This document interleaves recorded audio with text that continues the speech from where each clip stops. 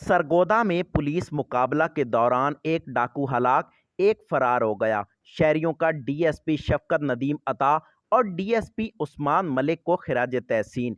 सरगोदा में डाकुओं ने वारदात के दौरान फायरिंग करके एक शहरी को जख्मी जबकि 3 दुकानों को लूट लिया था। पुलिस जराये के मुताबिक चुंगी नंबर 9 के करीब 2 मुसल्लह डाकुओं ने असलहा के जोर पर लूट मार शुरू की। 3 दुकानों को लूटने के बाद एक शहरी को गोली मारकर जख्मी कर दिया और मौका से फरार हो गए। इसके बाद रास्ता से डाकू कार छीनकर थाना सदर के इलाका की तरफ फरार हो गए। इत्तला मिलते ही डीएसपी सदर सर्कल शफकत नदीम अता और DSP city circle Usman Malik ने SHO Shahid Nawaz, SHO Zaheer Waraich, elite force व दीगर पुलिस के हमरा डाकुओं का पीछा किया।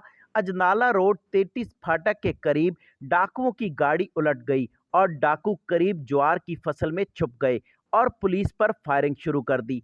फायरिंग के तबादला में एक डाकू हलाक और एक फरार हो गया।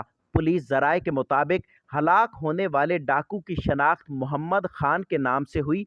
पुलिस के मुताबिक मरने वाला मुलजिम मोहम्मद खान लाहौर, सरगोदा और कई अजला की पुलिस को संगीन मुकदमात में मतलूब था, जबकि दूसरी तरफ फरार होने वाले डाकू की तलाश के लिए खसूसी टीमें तश्कील दे दी गई हैं।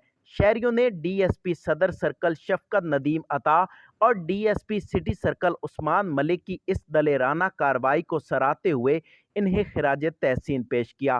कैमरा टीम के साथ इदरीस नवाज, सरगोदा।